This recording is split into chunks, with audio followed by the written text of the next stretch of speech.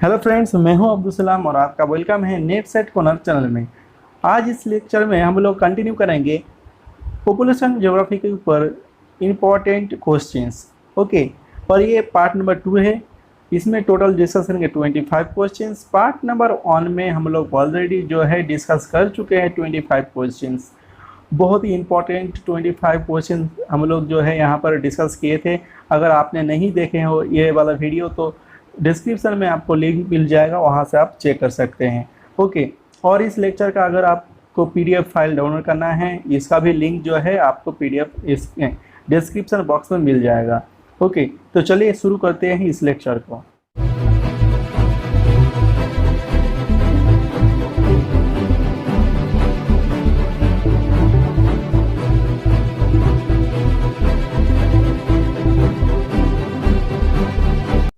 So today's first question number 26. The movement of people from one place to another place is known as, एक जगह से दूसरी जगह, ठीक है, जाने के लिए जो मूवमेंट करते हैं पीपल, ठीक है, उसको क्या नाम से जानते हैं? तो यहाँ पर देखिए ऑप्शन नंबर बी, माइग्रेशन। उसको हम लोग क्या बोलते हैं? Migration. Okay, next questions. Who proposed the law of migration theory? Law of migration theory किसने प्रपोज किया था, किसने दिया था? ओके, तो इसका ये जो थ्योरी है ये दिया था डी नंबर ऑप्शन रेवेनस्टीन ने। ओके, ई रेवेनस्टीन ने दिया था लॉ ऑफ माइग्रेशन थ्योरी। तो इसका इनका जो थ्योरी था लॉ ऑफ माइग्रेशन थ्योरी, इसको हम लोग जो है डिस्टेंस डी के नाम से भी जानते हैं। ओके, डिस्टेंस डी के मॉडल,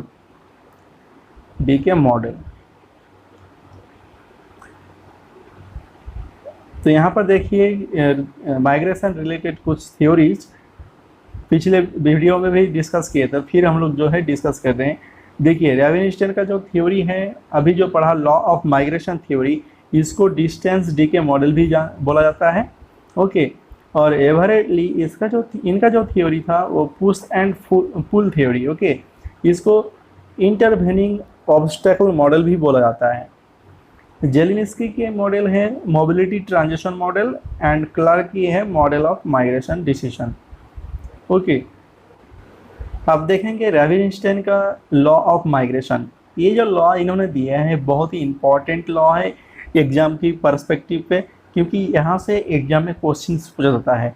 तो हम लोग फटाफट जो है 9 जो है आपका माइग्रेशन का लॉ देख लेते हैं रेवेनस्टीन की। फर्स्ट जो लॉ है, the majority of migrants go only short distance. यहाँ पर बोला गया है कि ज़्यादातर जो माइग्रेंट्स होता है वो ज़्यादा डिस्टेंस कवर नहीं करता है, देखिए शॉर्ट डिस्टेंस माइग्रेशन करता है, शॉर्ट डिस्टेंस। ओके, और इसको ही क्या बोला जाता है? डिस्टेंस डी के मॉडल। ओके, सेकेंड देखिए migration proceeds step by step. इन्होंने बताया कि माइग्रेशन जो है स्टेप बाय स्टेप प्रोसीड होता है। Third law, migration going long distance generally go by preference to the one of the great centres of commerce and industry.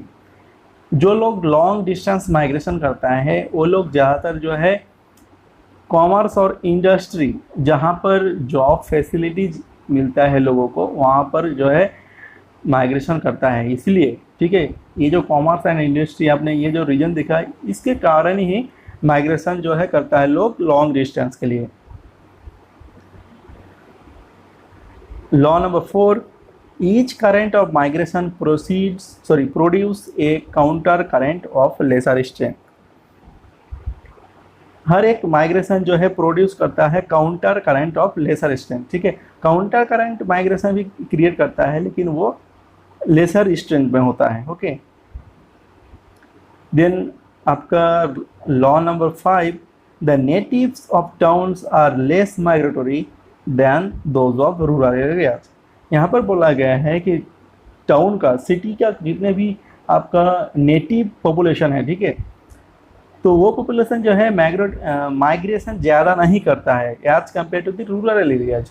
Rural areas जो है वहाँ से पॉपुलेशन ज़्यादा टाउन पे जाता है, क्योंकि जॉब फैसिलिटीज जो है आपको टाउन में मिलेगा। जैसे सपोज कीजिए आप लोग और हम लोग स्टूडेंट हैं, स्टूडेंट टाउन पे सिटी पे क्यों जाता है? Due to the opportunity of job facility and studies. अब स्टडी के लिए बाहर जाते हैं दूसरी स्टेट में, ठीक है, इसलिए जो है रूरल एरिया से ज़्यादा टाउन में जो है सिटी पे जो है माइग्रेशन होता है।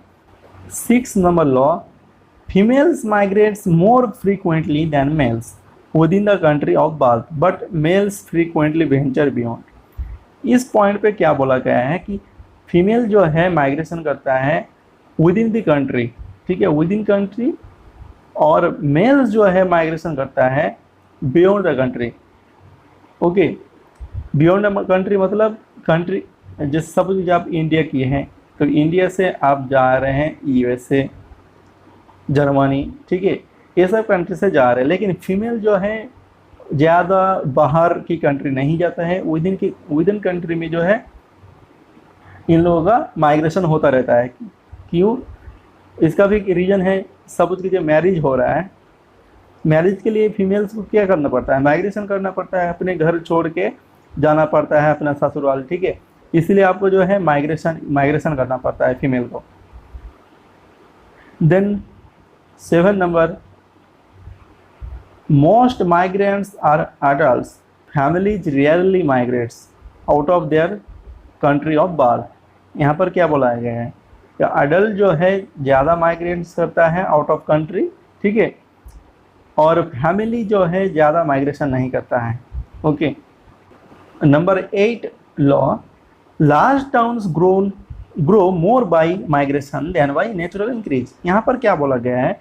लार्ज जो टाउन्स है या सिटीज़ भी बोल सकते हैं, ये जो सिटी है ज़्यादा माइग्रेशन की वजह से जो है इंक्रीज होता है, ठीक है, ग्रो होता है माइग्रेशन के लिए देन बाय नेचुरल इंक्रीज। यहाँ पर देखिए यहाँ पर नेचुरली जो है पॉपुलेशन इंक्रीज नहीं हो रहा है ड्यू टू दी माइग्रेशन, ठीक है, दूर के बाहर से जो है कंट्री से या रूरल एरिया से जो है टाउन पे लोग आ रहे हैं, तब जो है यहाँ का जो पॉपुलेशन ग्रो हो रहा है या सिटीज़ भी ग्रो होता है, ठीक है, इसके लिए, not by the natural increase of the population.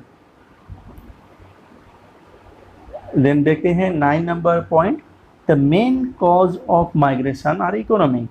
देखिए लोग क्यों जो है आपका माइग्रेशन करता है, वहाँ मेन रीजन जो है इकोनॉमिक होता है। इकोनॉमिक मतलब जो है आपका फाइनेंशियल सपोर्ट। रूरल एरिया से टाउन में जाता है लोग काम करने के लिए, क्यों? एक ही तो मकसद है, फाइनेंशियल सपोर्ट, वहाँ से पैसा जो है इनकम करेगा और अपने फैमिली को प्रोवाइड कराएगा, ठीक है, एक ही तो मकसद है। तो ये सब जो है आपका टोटल लॉज है इसका राविनेशन का, ठीक है, ये याद रखिएगा और यहाँ से क्वेश्चन आता है एग्जाम में। So question number 28, the third component of the population change is known as. Population change का देखिए दो आपका मेन जो कंपोनेंट है वो है birth rate,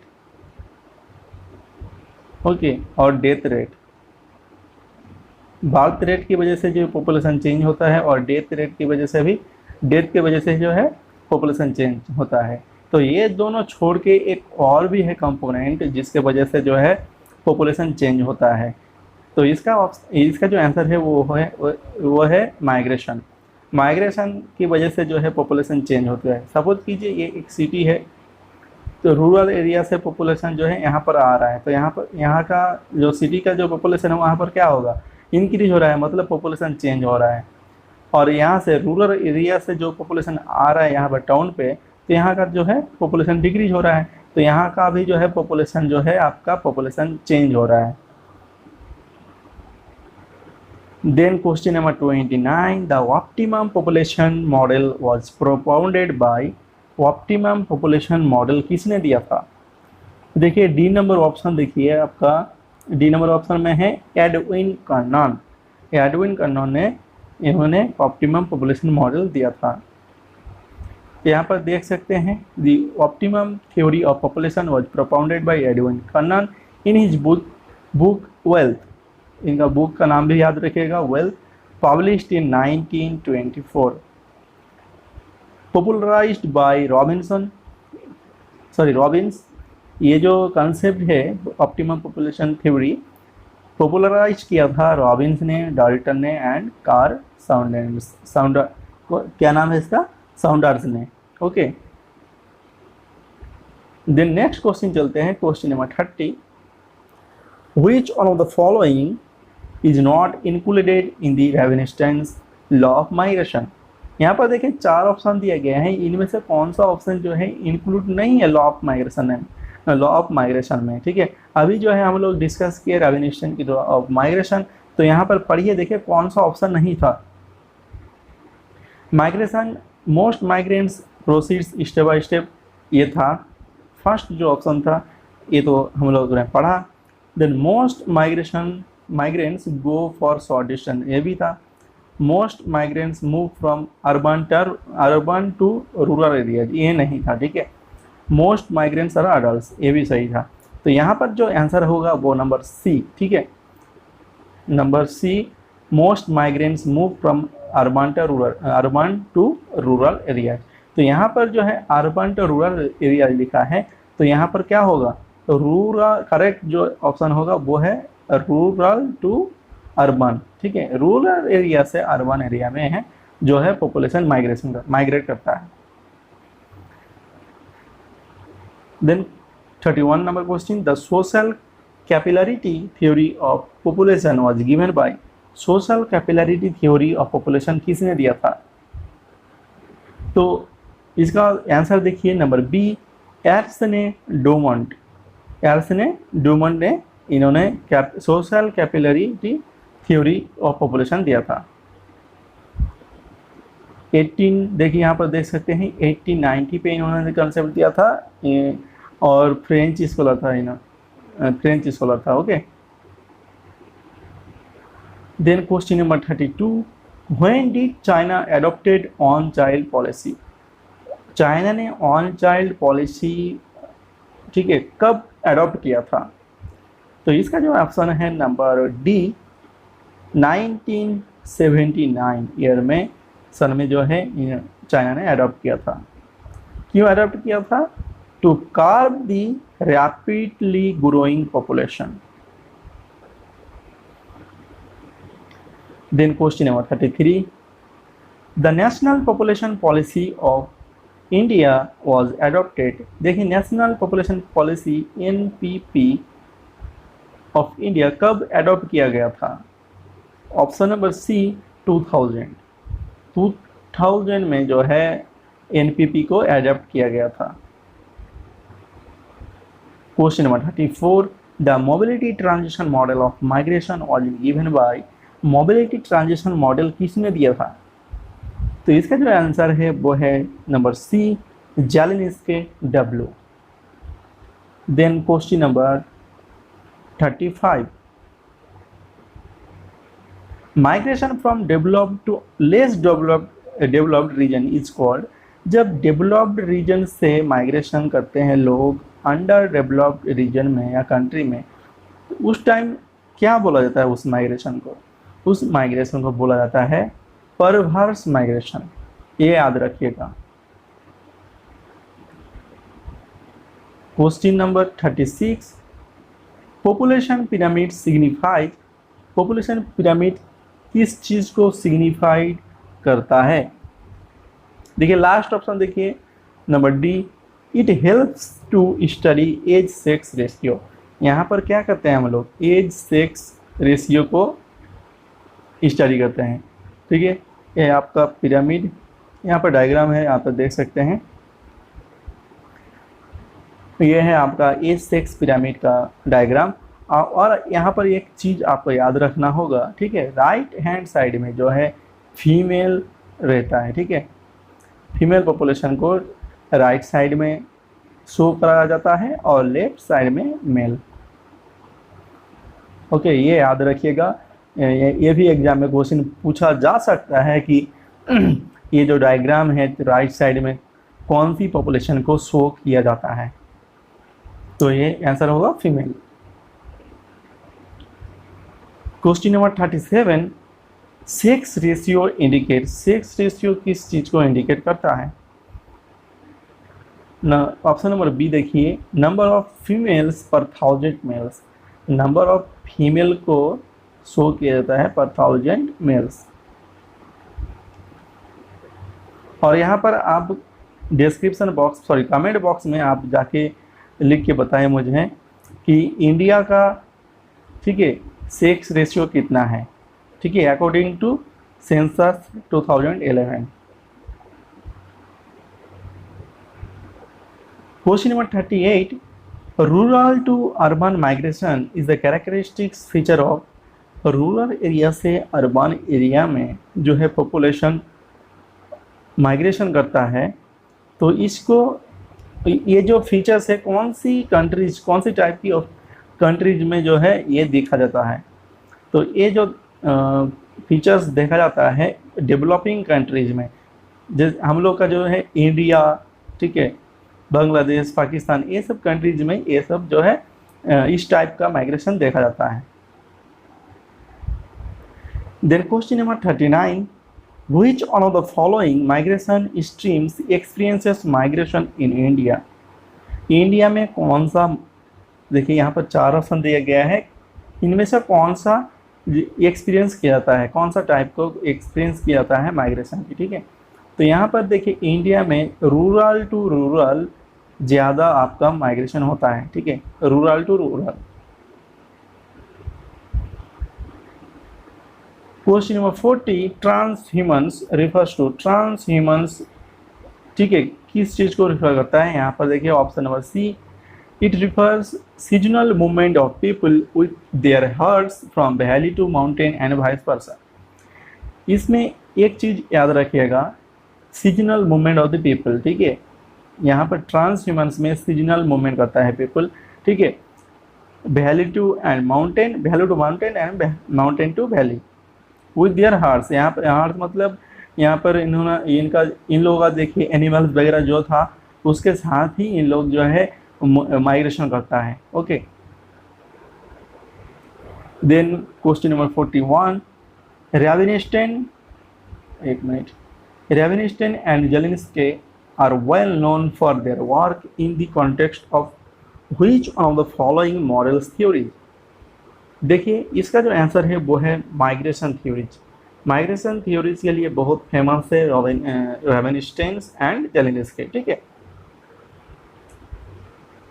question number 42, among the SAARC countries the highest density of in, देखिए हाईएस्ट डेंसिटी कौन सी कंट्रीज में देखा जाता है, यहाँ पर एक क्वेश्चन पूछा गया है कि कौन सा कंट्रीज में, सार्क कंट्रीज, ठीक है, सार्क कंट्रीज के बीच कौन सा कंट्रीज में सबसे ज़्यादा पॉपुलेशन डेंसिटी देखा जाता है।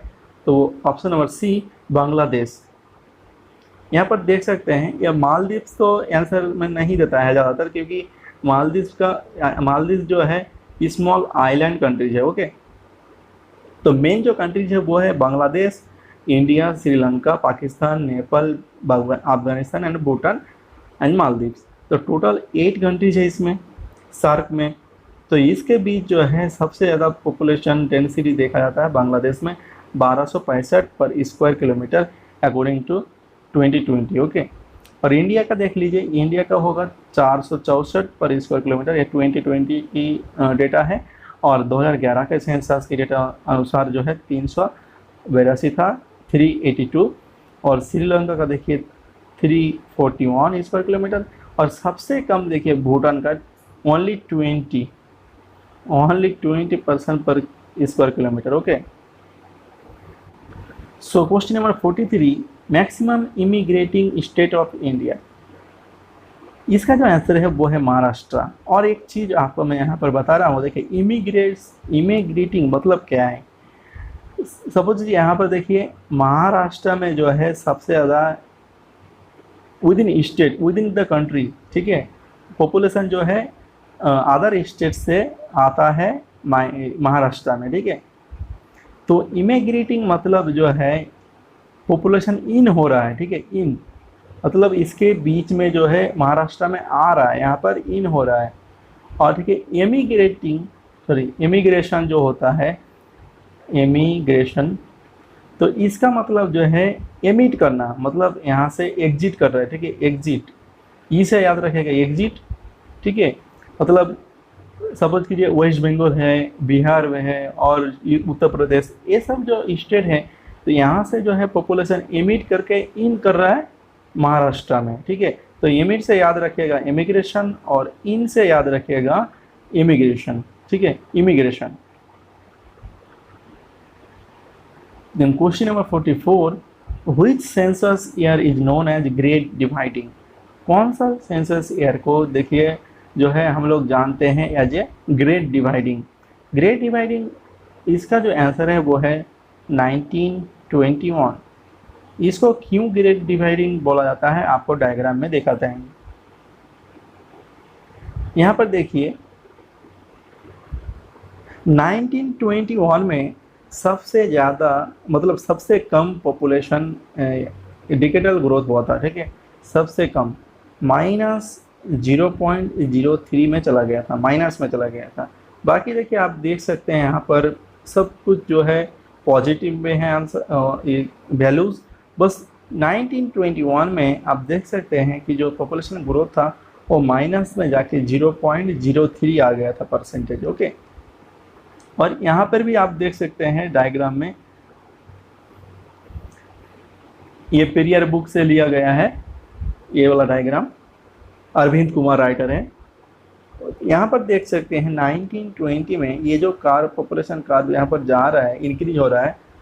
यहाँ पर देखिए लगभग 23 जो है आपका पॉपुलेशन था करोड़ में, जाते जाते अचानक देखिए यहाँ पर नीचे की तरफ आ रहा है, मतलब यहाँ पर जो है पॉपुलेशन ग्रोथ रेट डिक्रीज हो रहा है। इसलिए जो है इसको ग्रेट डिवाइडिंग क्या कहते हैं, ग्रेट डिवाइडिंग बोला जाता है।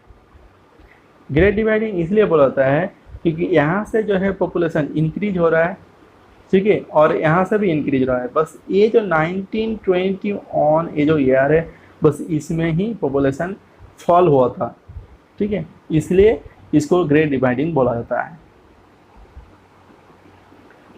Then question number 45, which of the following is the most populous country. देखिए 4 ऑप्शन दिया गया है, इनमें से कौन सा मोस्ट पॉपुलेशन कंट्री है, वो है यूएसए। तो यूएसए का कितना पॉपुलेशन है, ठीक है, यूएसए का है 33 करोड़ एट प्रेजेंट, ठीक है, जो कि आपका 4.2% पॉपुलेशन है वर्ल्ड का शेयर, ठीक है। चाइना के देखिए सबसे ज़्यादा पॉपुलेशन है 140 करोड़, 140 करोड़ है, और 18% परसेंटेज जो है शेयर करता है पॉपुलेशन वर्ल्ड में, ठीक है। और इंडिया का देखिए 136 करोड़ है, 17.5 17.5 17.5% जो है शेयर करता है पॉपुलेशन। यूएसए अभी बताया कि 4.2 जो है परसेंटेज शेयर करता है पॉपुलेशन, 33 करोड़ पॉपुलेशन है। इंडोनेशिया के देखें 26 करोड़ 3.4 परसेंटेज पॉपुलेशन शेयर करता है। पाकिस्तान 22 करोड़ 2.8% पॉपुलेशन शेयर करता है। देन ब्राज़ील जो है 21 करोड़ 2.7% शेयर करता है पॉपुलेशन वर्ल्ड में। Question number 46, the state of equilibrium between the population and resources which satisfies all the adequate needs of all the members of community is called। जब population और resource दोनों equilibrium होता है, ठीक है, पॉपुलेशन और resource, ठीक है, कोई भी चीज़ देखिए आपका रिसोर्स ज़्यादा हो गया पॉपुलेशन कम हो गया, या पॉपुलेशन ज़्यादा हो गया रिसोर्स कम हो गया, ऐसा कंडीशन नहीं आता है, दोनों ही बराबर रहता है, ठीक है। तब कौन सा आपका पॉपुलेशन आएगा, यहाँ पर देखिए ये होगा ऑप्टिमम पॉपुलेशन, ओके, जितना पॉपुलेशन है उतना ही रिसोर्स है, ठीक है, सबको बराबर मिलेगा, इसलिए इसका जो आंसर हो गया number D, optimum population. Question number 47, when population is too small, जब पॉपुलेशन बहुत कम होता है, therefore unable to fully utilise the available resource to called. जब पॉपुलेशन कम होता है, लेस पॉपुलेशन होता है और रिसोर्स जो है ज़्यादा होता है, ठीक है, लार्ज अमाउंट में अवेलेबल होता है रिसोर्सेस, तब इसको क्या बोला जाता है, इसको बोला जाता है अंडर पॉपुलेशन, ठीक है। रिसोर्स बहुत सारा है, पॉपुलेशन नहीं है यूज करने के लिए, ठीक है, तो इसको क्या बोला जाता है, अंडर पॉपुलेशन, ओके। तो नेक्स्ट क्वेश्चन चलते हैं, 1 minute. Question number 48, Which of the following countries are facing problems of low population? कौन सा कंट्री जो है लो पॉपुलेशन का प्रॉब्लम फेस कर रहा है? तो इसका जो आंसर है number B, France and Germany. ठीक है, लो पॉपुलेशन प्रॉब्लम फेस कर रहा है, यहाँ पर पॉपुलेशन जो है बहुत कम है। Question number 49, Which of the following countries has the oldest population? कौन सा कंट्री में, देखिए इनमें से कौन सा कंट्री में सबसे ज़्यादा ओल्डेस्ट पॉपुलेशन है? ठीक है, ओल्ड पॉपुलेशन, यहाँ पर क्या पूछा गया है? Old population. तो ओल्ड पॉपुलेशन देखिए मिलता है ज़्यादातर जर्मनी में। ठीक है, इनमें से जर्मनी में ज़्यादातर ओल्ड पॉपुलेशन मिलता है। ठीक है, then question number 50, last but not the least, the growth rate of population between 2001 to 2011 census data is, growth rate जो है कितना था 2001 से 2011 के बीच? वो था नंबर बी 17.64%। ओके, तो यहाँ पर देखिए यहाँ पर दे रखे हैं 1981 से लेके 1991 में जो आपका पॉपुलेशन ग्रोथ रेट था 23.87% था। देन फिर देखिए 1991 से 2001 तक देखिए 21.51.54% आपका ग्रोथ रेट रहा।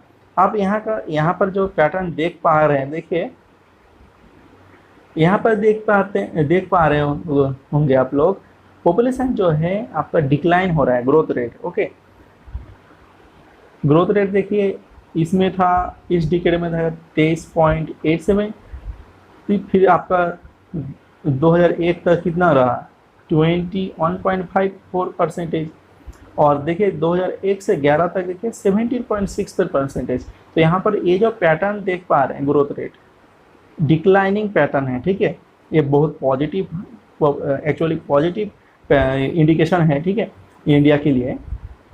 तो इतना ही फ्रेंड्स, आई होप आपको ये वीडियो आपको पसंद आया, तो प्लीज़ इसको लाइक कीजिए, और कुछ आपका सजेशन है, ठीक है, तो आप कमेंट बॉक्स में लिख सकते हैं, मुझे बता सकते हैं। और नेक्स्ट वीडियो आप लोग किस टॉपिक में देखना चाहते हैं वो भी आप लिख सकते हैं। ठीक है, नेक्स्ट वीडियो बहुत जल्दी आ रहा है, तब तक के लिए bye, thanks for watching, thanks a lot, मिलते हैं नेक्स्ट वीडियो में।